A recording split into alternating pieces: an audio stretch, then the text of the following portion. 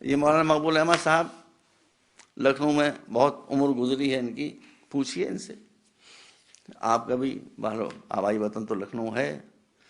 لکھنؤ اور اس کے قرب و جوار میں بڑے بڑے راجا مہاراجا نواب سب شیعہ تھے، میں نے دیکھا نہیں ہے لیکن میرے والد نے بتایا، ان کے کھنڈر میں نے دیکھے، ان کے پیلیسز تھے، ان کی بلڈنگز تھیں، ان کے دروازوں پر ہاتھی بندھے رہتے، زمانے کاریں تو تھی نہیں، ہاتھی بندھے رہتے تھے، ان کی اپنی چھوٹی موٹی آرمی ہوا کرتی تھی، مصاحبین ہوتے تھے۔ ان کو یہ غرور ہو گیا کہ ہم تو راجا ہیں، ہم تو نواب ہیں، ہمارے بچوں کو پڑھنے کی کیا ضرورت ہے؟ سنو اے مٹھو، تمہارے لیے پڑھ رہے ہیں، تمہارے لیے پڑھ رہے ہیں۔ تو ان کو یہ خیال ہوا کہ ہم اپنے بچوں کو کیا کریں گے پڑھا کے، کیا کریں گے اسکول بھیج کے، کیا کریں گے یونیورسٹی بھیج کے، یہ دولت، یہ خزانے، یہ بلڈنگز، یہ پیلیسز، یہ لشکر سب ہمارا موجود ہے۔ جب ہندوستان آزاد ہوا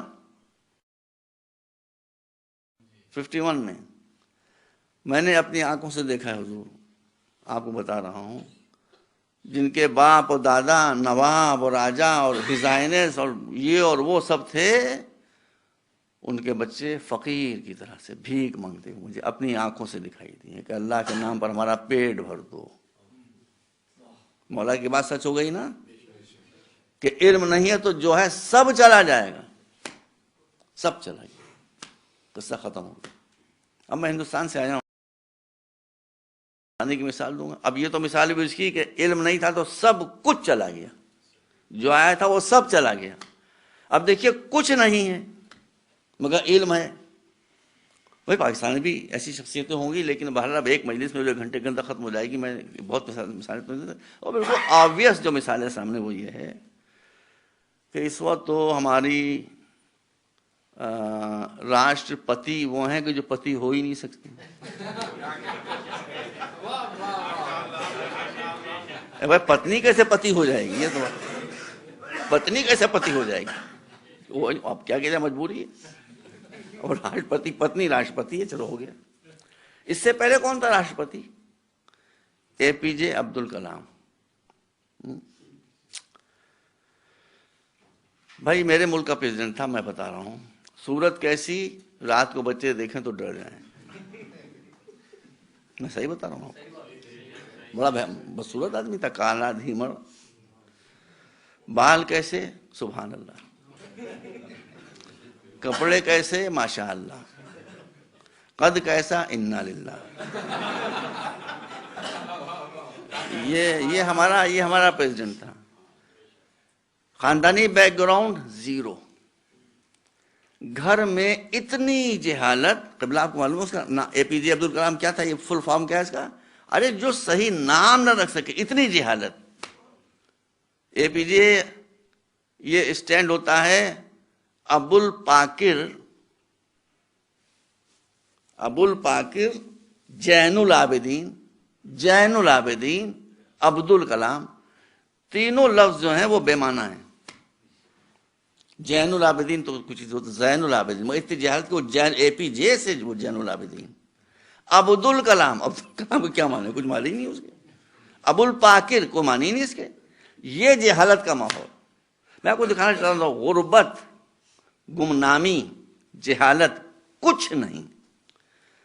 یہی 12 برس کی عمر میں رامیشورم میں سڑکوں پر ہاکر بنا ہوا ڈیلی اخبار بیچا کرتا تھا۔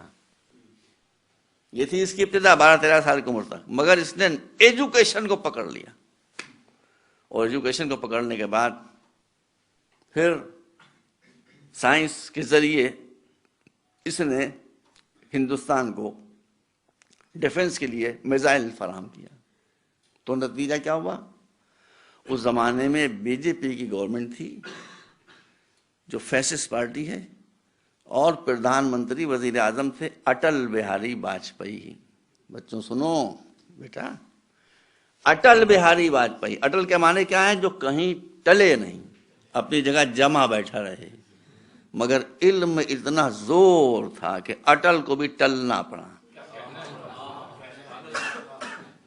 رامیشورم جانا پڑا، خوش آمدیں کر کر کے لانا پڑا۔ وہ اپنی جگہ آکڑا ہوا مجھے نہیں چاہیے ہے، प्रेसिडेंट शिप इंडिया की, मुझे नहीं चाहिए, हाथ जोड़ खड़े कि हम तुमको ले जाएंगे। देखा आपने, ये इस्लाम की तारीख अव्वल है जो दोहराई जा रही है कि जिसके पास पावर है वो कहता हुआ आ रहा है कि अबुल कलाम आओ, तुम्हारी जरूरत है।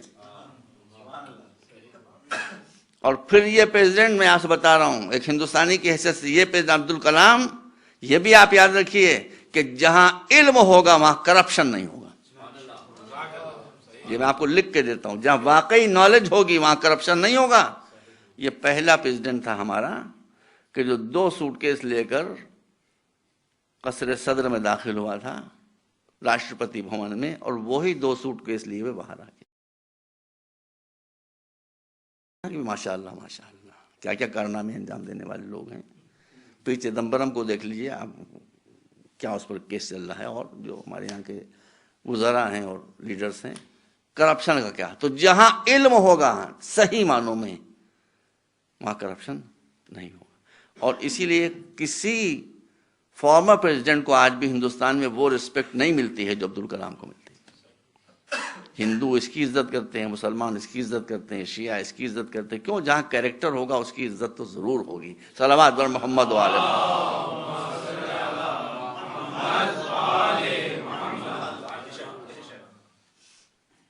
तो अब देखिए, इल्म था ना इसके पास, गरीब था, फकीर था, बदसूरत था, बशक्ल था, खानदानी बैकग्राउंड कुछ नहीं थी, पैसा नहीं था, एक नॉलेज थी। तो मौला का कौल आगे आ गया, घबराओ नहीं,